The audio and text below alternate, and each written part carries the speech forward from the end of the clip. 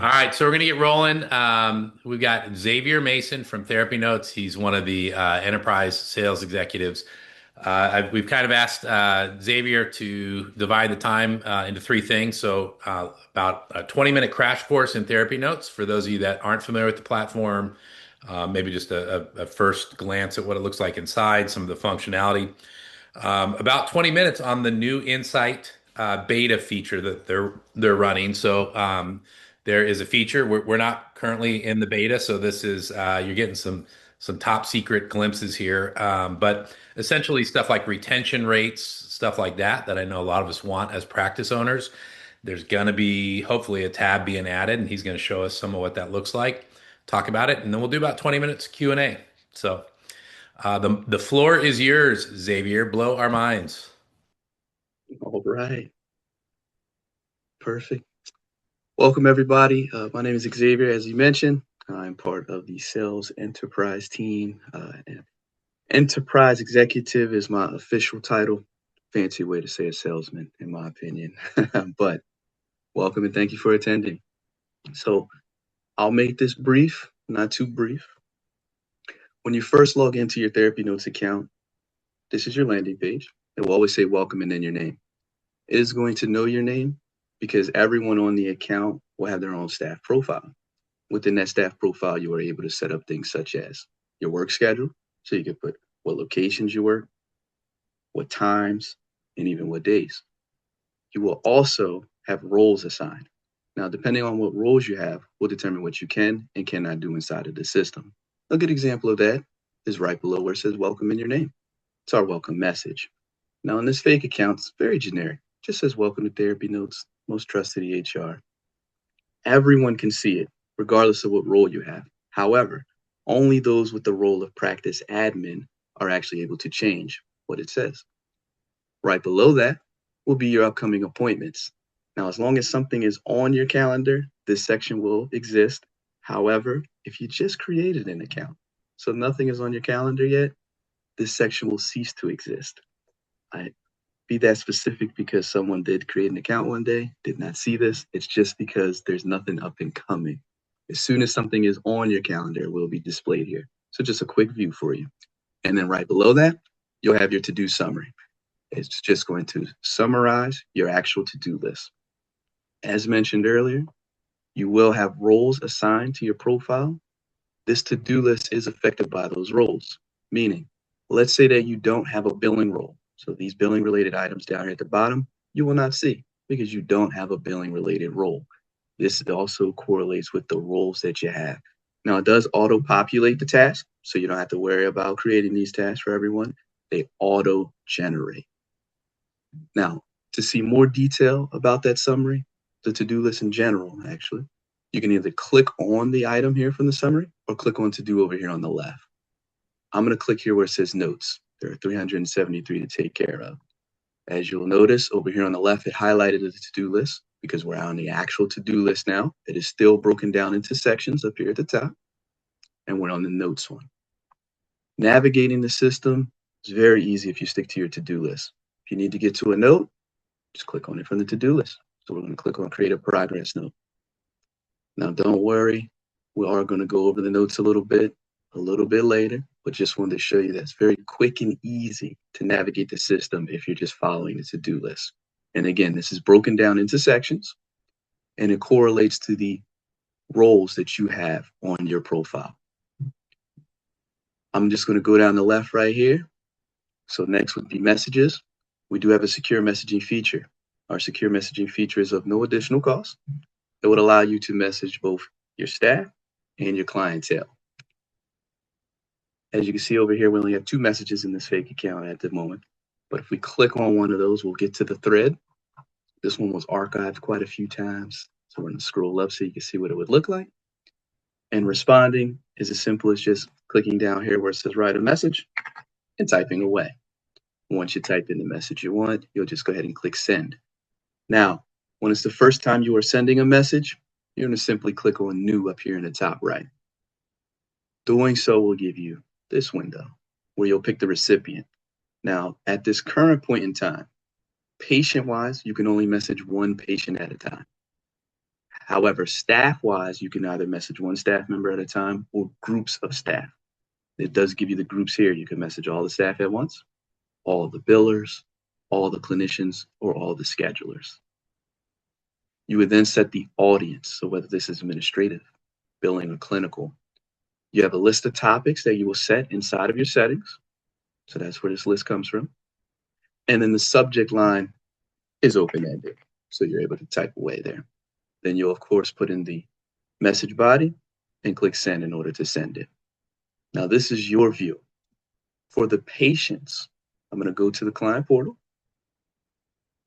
They're going to log in here into the client portal.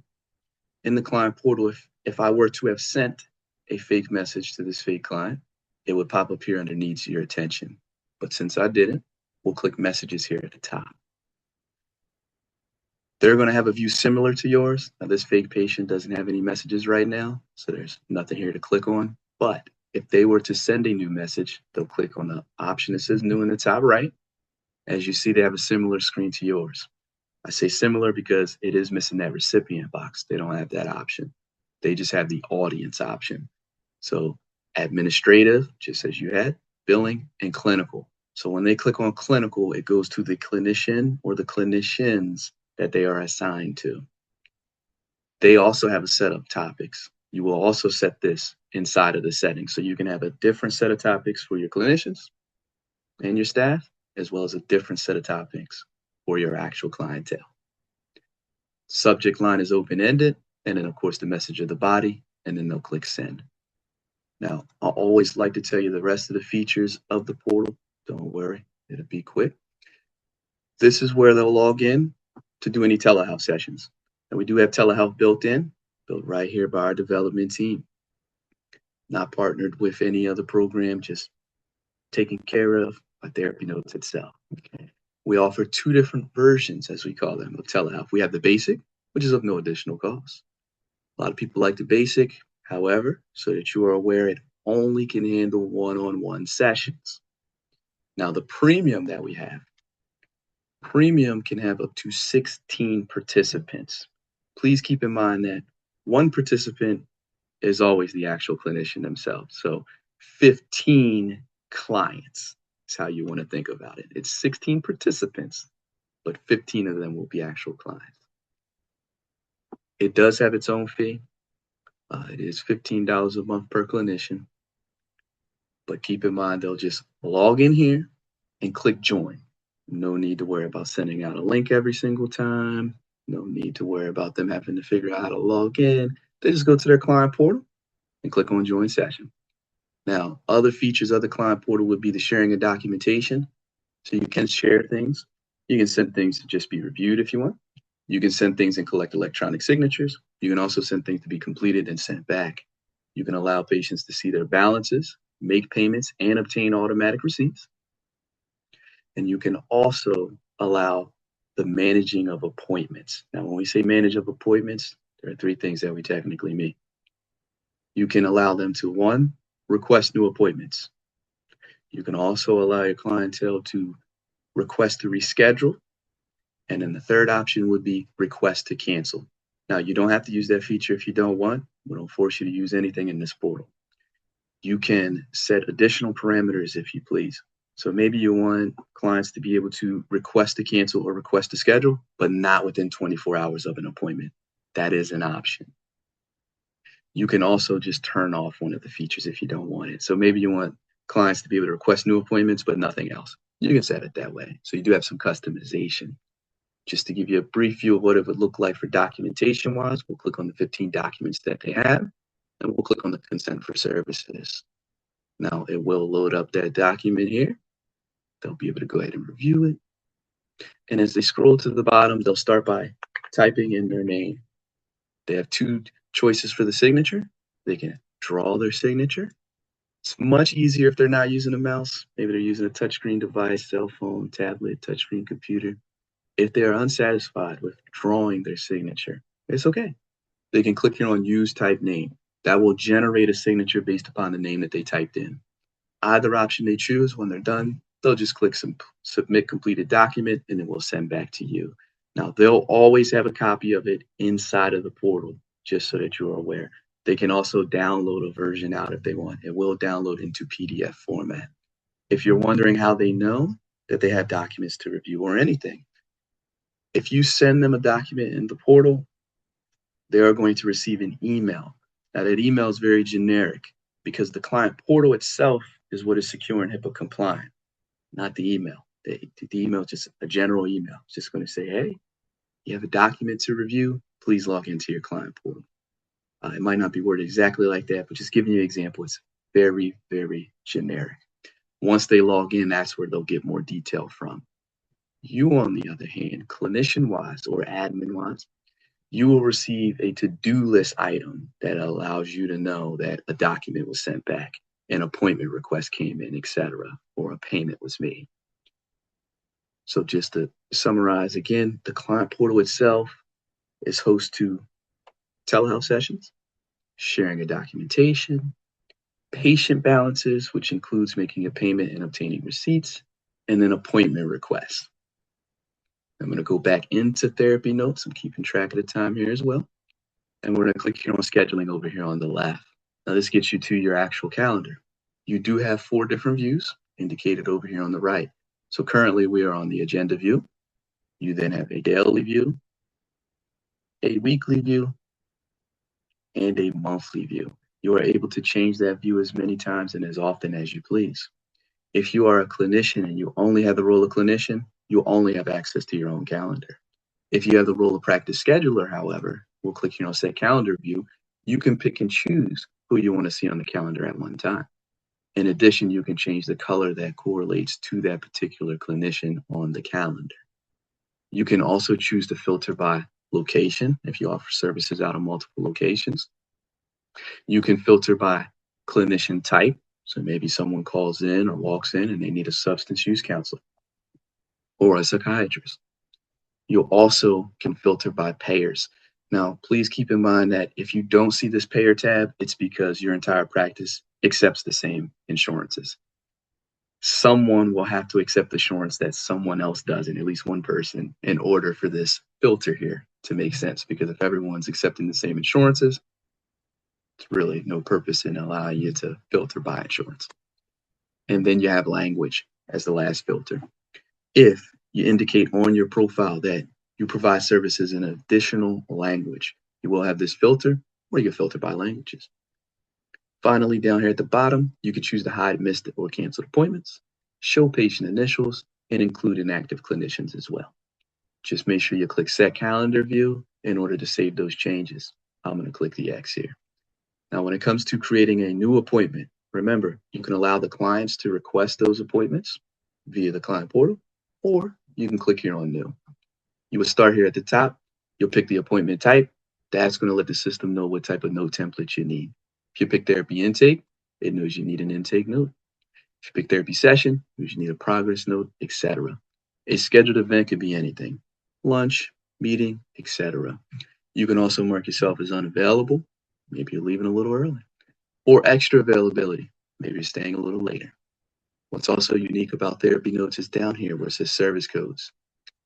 This list of service codes, it is customizable, so you can edit the ones that are in there, remove any that you don't want, add any that you do need, but it also correlates with the appointment type that you chose. So right now you're seeing therapy intake codes. If we switch this to therapy session here at the top, you'll see that the list of codes change because now you're getting billing codes that correlate to therapy sessions. And again, fully customizable. So as you see, we have one called free. That's the code. And the description is part of testing. So just fully customizable here. You will then click here where it says patient. That'll show you your caseload. If it's a new patient, just click new. You can then select a clinician. Don't worry, if you are the clinician, you're doing your own scheduling, you always have your name there. You only have access to your own calendar, so you don't have to worry about accidentally scheduling someone else. But if you have that role of practice scheduler, you will be able to, I'll remove my name, pick and choose which clinician will attend. You then have the location. I'm going to pick telehealth. You'll notice that it automatically checks this box that says use therapy notes telehealth. So in the settings, if you turn on our telehealth feature, then whenever you choose the location of telehealth, it will automatically check this box for you so you don't have to remember to do so. If You forget to check this box. Let's say you unchecked it accidentally. Don't worry. After you save the appointment, you can easily just check the box or uncheck it if necessary. But this is allowing the system to know to create the telehealth link. You then have the CPT codes, which we went over, the date, of course, the time, the duration is going to default based upon the CPT code, and then the frequency. So if it occurs more than once. So let's pick recurs weekly here. You can then choose which days of the week it recurs on, and even when it ends. So if you click here in the text box, let me actually pick a date so it'll pop up something for you. You click here, it'll show you the date that it will stop scheduling, as well as how many appointments that will be. If you do not know when it will end, just leave it blank. When you get to the last appointment, with a click of a button, you can cancel all those future appointments. And then finally, you have the appointment alert. Now, this is not to be confused with automated appointment reminders. The system can send automated appointment reminders in the format of an email, a text message, or a phone call. And again, they are automated. But this appointment alert, it actually shows up as a bell on the calendar. So I'll exit out of here. These bells here. They are alerts that attach to the actual appointment. So maybe you're doing the scheduling for the entire practice. You want to tell the clinician something about that appointment, maybe, or about that particular client that you think is critical.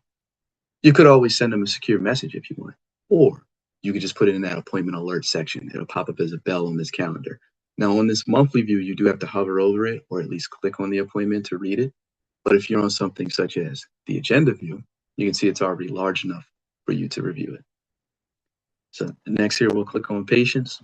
Clicking on patients will allow you to get to your caseload. If you want to add in a new patient, very simple. Excuse me, very simple. Just click here on new patient here at the top. To get to a chart, however, just click on the patient's name. It's going to take you to the info tab by default. This is where you're going to capture a variety of demographic information, even their contacts. And at the bottom, came out not too long ago, what we call practice contacts. So we're using it in this example for primary care physicians. Practice contact would be anyone that you need to connect multiple clients to. So instead of putting in that contact each time for each individual clinician, you enter them in as a practice contact over here on the left where it says contacts, and then you're able to just choose them on the patient's chart. That way you don't have to keep retyping in their info. Now, one thing I do want to point out is if you're going to use that client portal, we have a library down here at the bottom. If you're going to use the client portal, in that library, we have some intake paperwork. Only worry about collecting their first and last name, date of birth, and email address. Because if you put that information in the system, you can then just send them intake paperwork where they can actually fill out the rest of their demographics for you, even their contacts. They can put in things such as a card on file and their insurance policy info, as well as upload a picture of the front and back of the insurance card, all for you. So again, all you would need to collect is their first and last name, date of birth, and email address. You're gonna have the to-do tab here, just shows you what you need to do for this particular patient. Same thing with the schedule tab. And then we're gonna have this insights tab over here, not to be confused with what Mr. Ken said earlier. Now this insights tab, this is if you're using the outcome measures. So if you're using those outcome measures and they're scoreable, such as GAD-7, these KH8, et cetera, that you're seeing here, this insights tab on the patient's chart will actually give you a graph of how they're performing. So keep that in mind, a little bit different. And I think this is going to be huge, Xavier, for defensibility on insurance claims. Like, they're moving towards wanting data. The fact that this is embedded is huge. It's going to look a little better in a real account, just so you're aware. Because, like you said, we are aware changes are happening. I would like to say all the time. It's not literally all the time, but that's what it feels like sometimes. It's like happening all the time. But we're staying up to date.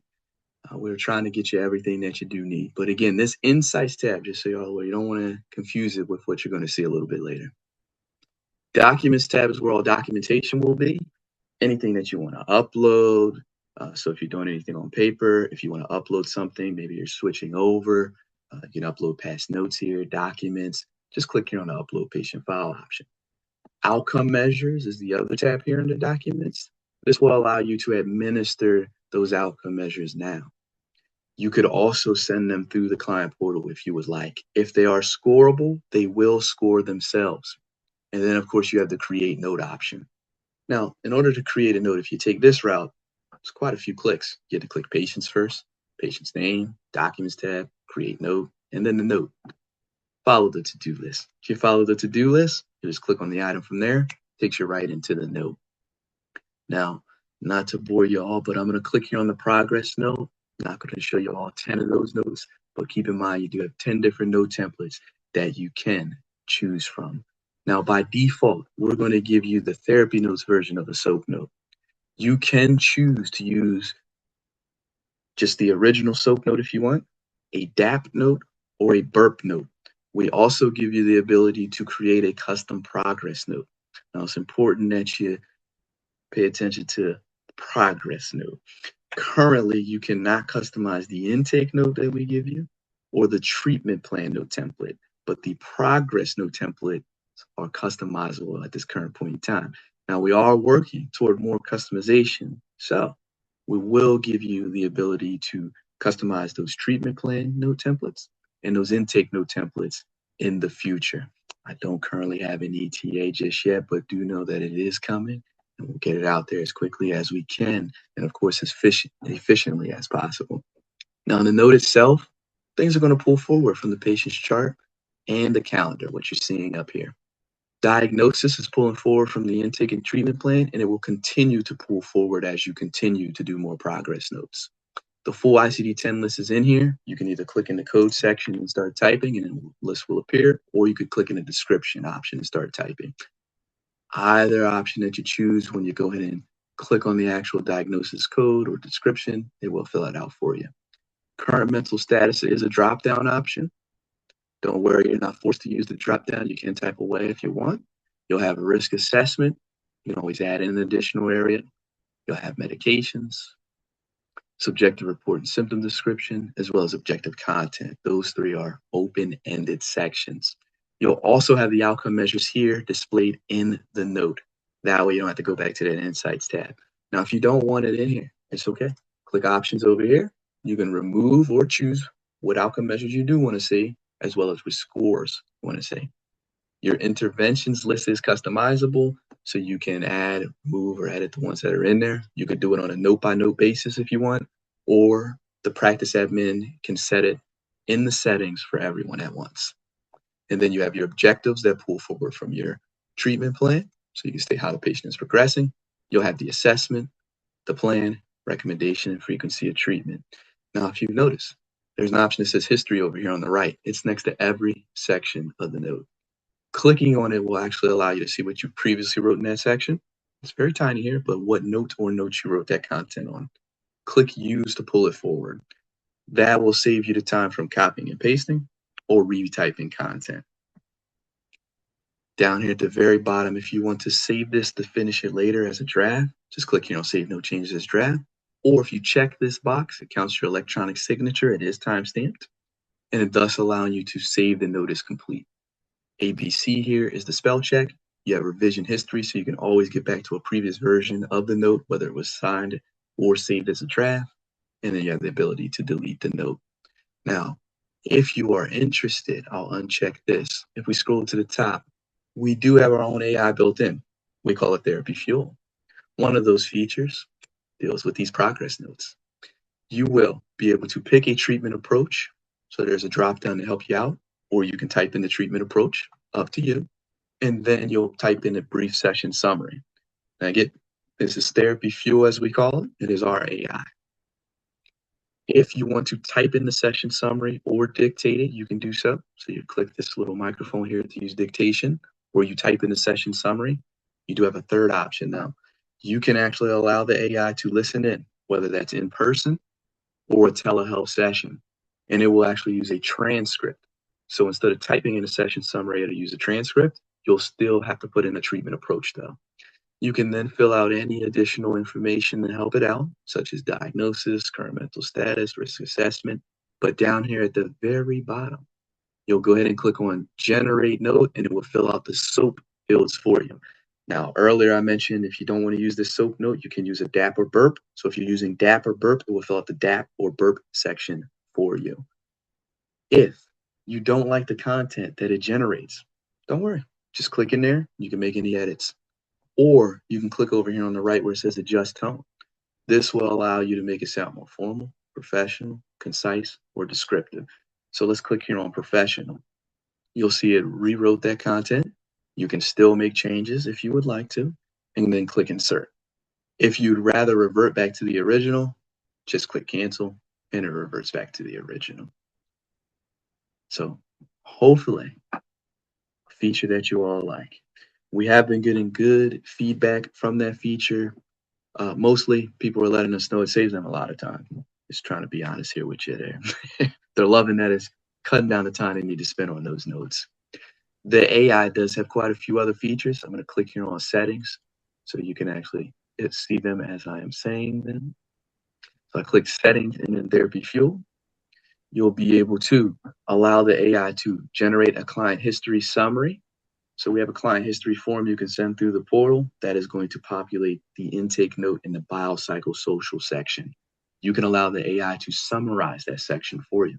You can allow the AI to populate the insurance policy information based upon uploading an insurance card.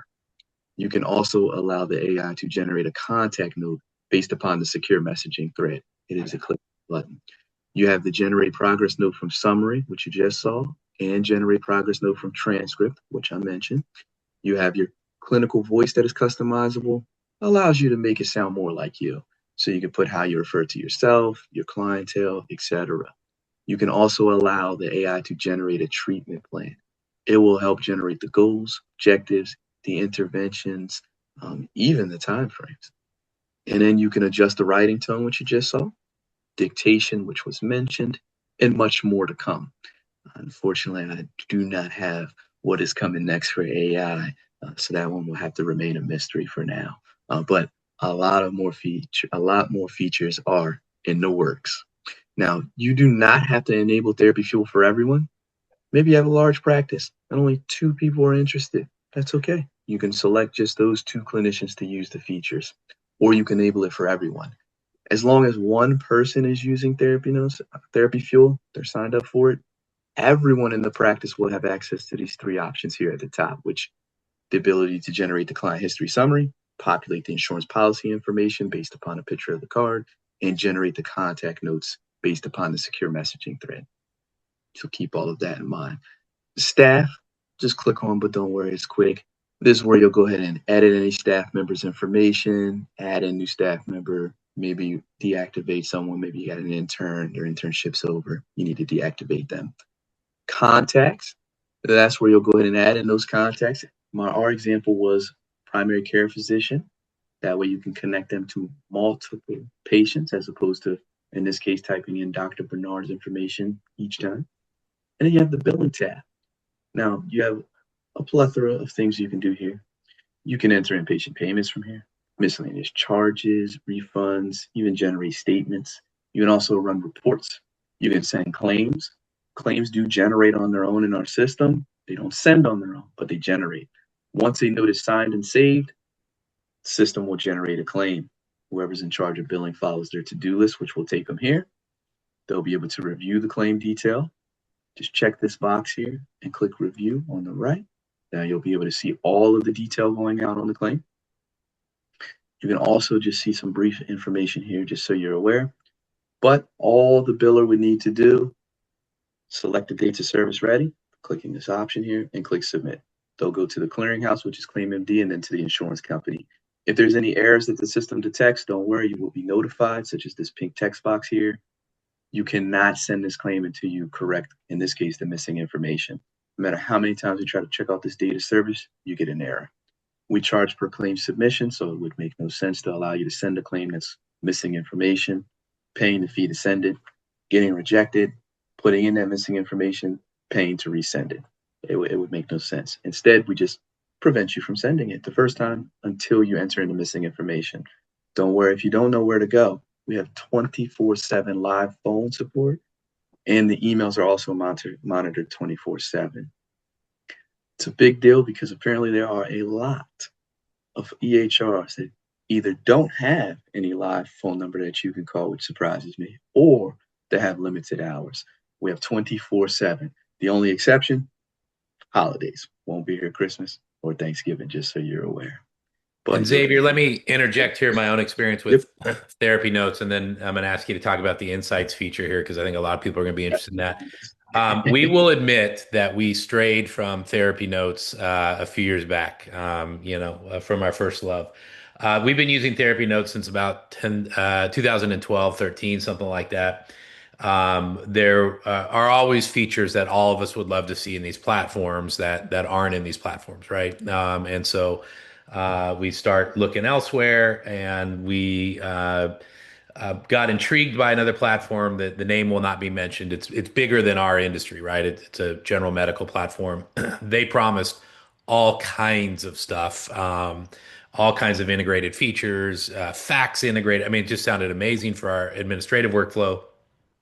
Thankfully, we only beta tested it on 20 clinicians, one of whom quit. One of our psychiatrists quit because it reminded them so much of their agency experience.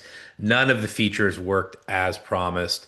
It was nowhere visibly as friendly or, aesthetically as friendly as this. So we came back to therapy notes with our tail tucked between our legs. And here's my assessment as a practice coach. Whether it's therapy notes or there's three or four other platforms in our space that kind of dominate. I think over the next 5 to 10 years, you're going to see a lot of the smaller platforms just kind of peter out, right? They're going to lose momentum.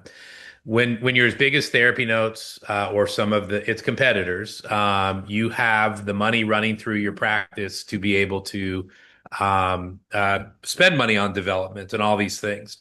So these features that we desperately would want to see, I feel like you're eventually going to get through something like Therapy Notes, and it's just a question of sticking around and waiting for it to happen.